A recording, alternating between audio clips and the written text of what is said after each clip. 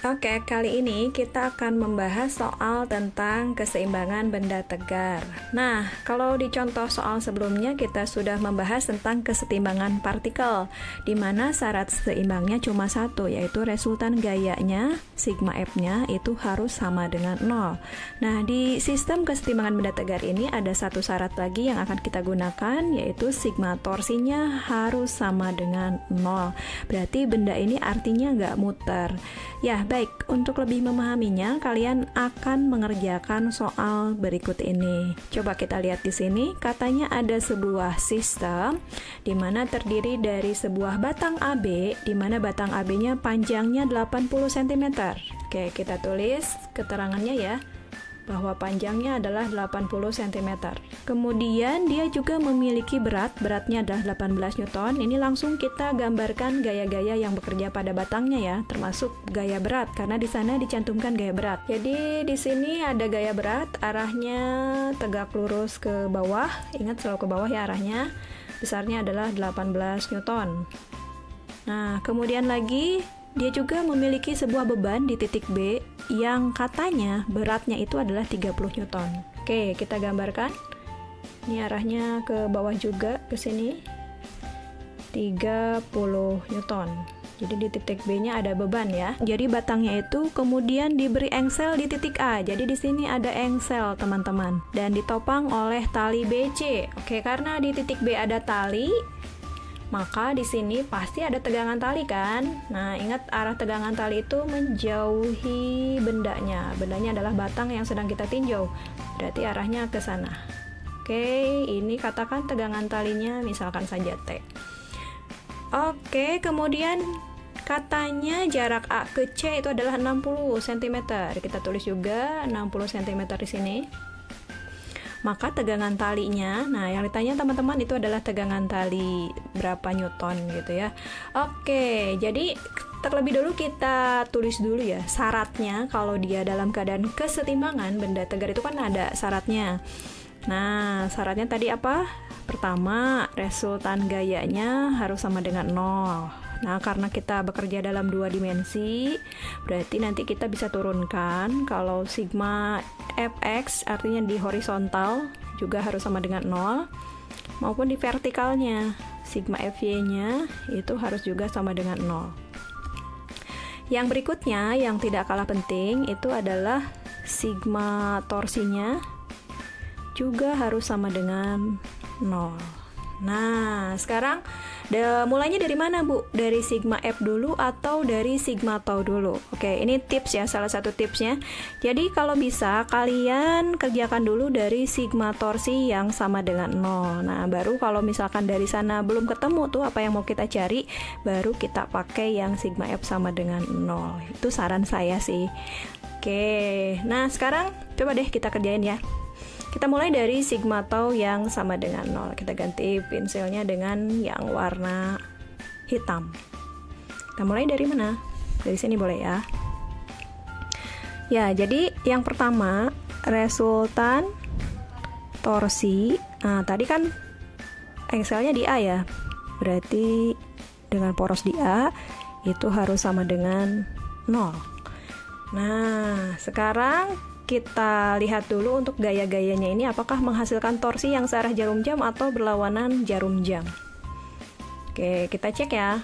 Porosnya ingat di titik A sini. Kemudian dari arah gaya yang 18 Newton ini kita putar ke arah poros, berarti ke arah sana. Ternyata menghasilkan torsi yang searah jarum jam. Oh, berarti positif ya. Oh ya, teman-teman ada yang bertanya nih kemarin. Itu kan arahnya searah jarum jam, harusnya negatif gitu. Katanya seperti itu. Oke, tapi teman-teman, jadi di sini itu sebetulnya tergantung kesepakatan kita.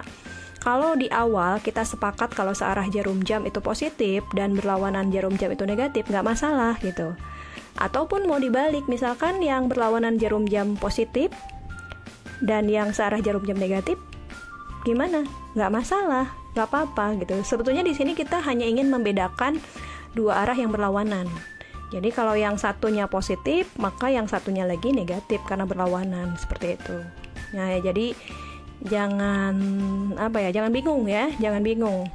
Pokoknya asal kalian sepakat dari awal sampai akhir kalau searah jarum jam positif berlawanan jarum jam negatif, ya nggak masalah gitu. Oke.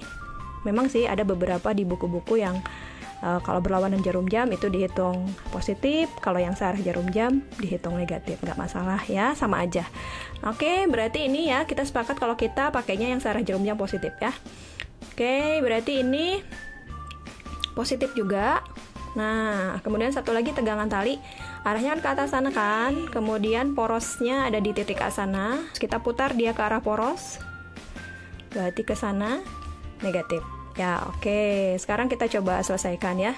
Oh ya, bagi yang masih lupa, Jadi sigma torsinya kita hitung dari torsi yang perkalian dari R, jarak dari poros sampai ke pangkal gaya, F adalah gaya yang bekerja, kemudian dikalikan dengan sin theta, di mana tetanya adalah sudut yang dibentuk oleh R dan F. Oke, ini dilingkarin deh, takut lupa ya.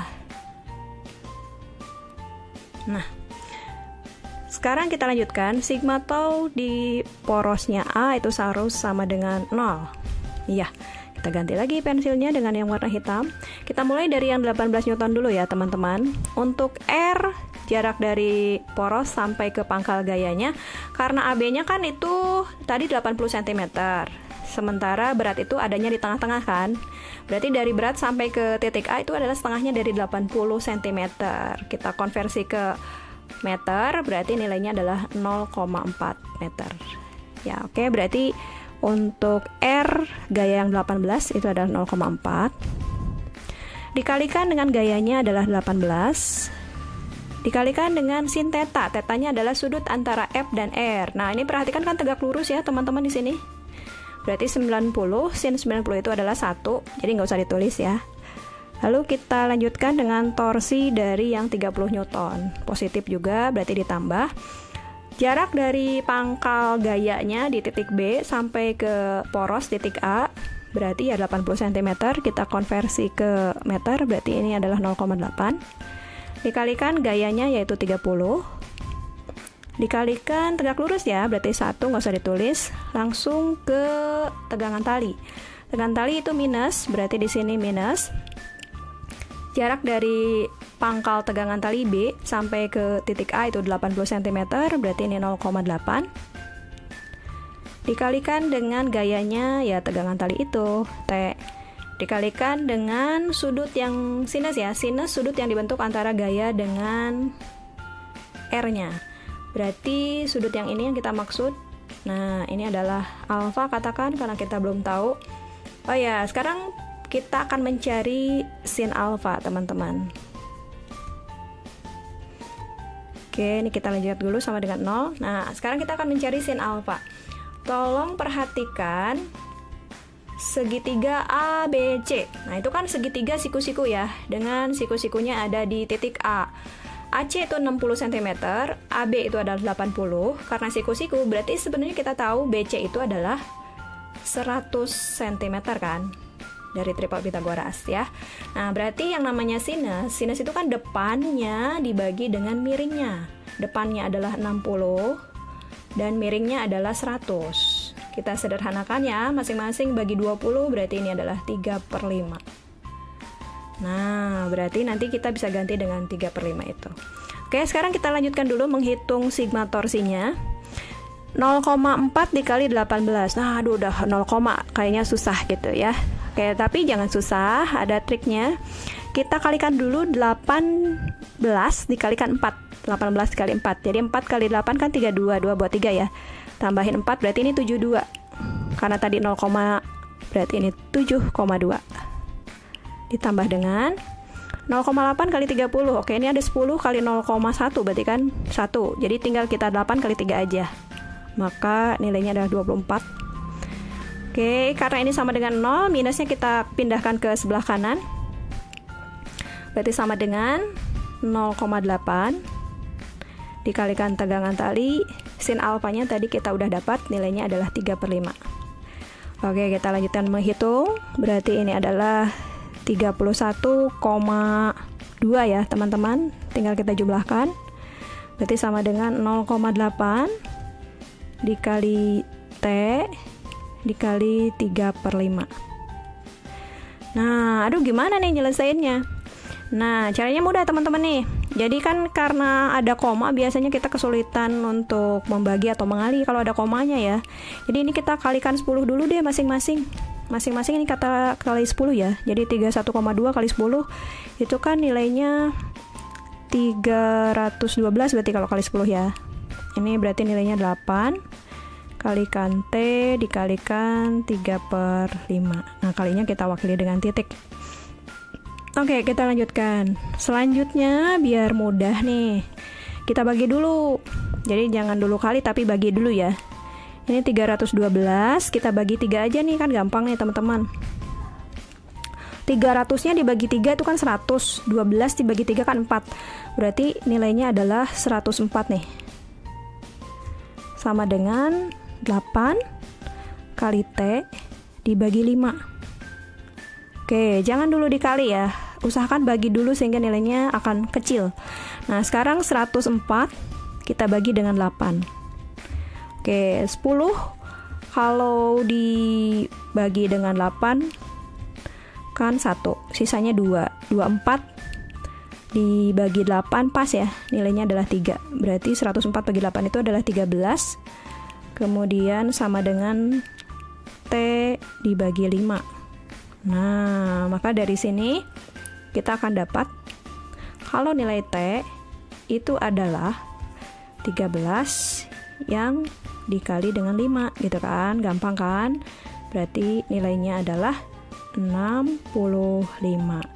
Oke, nah teman-teman sekarang kita udah dapat isinya. Jadi besarnya tegangan tali ini adalah 65 Newton. Jangan lupa kasih satuannya Newton. Kita lihat isinya apa?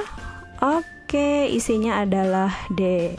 Nah, mudah bukan? Jadi jangan lupa teman-teman berlatih lagi supaya nanti akan lebih mudah menyelesaikan soal-soal berikutnya.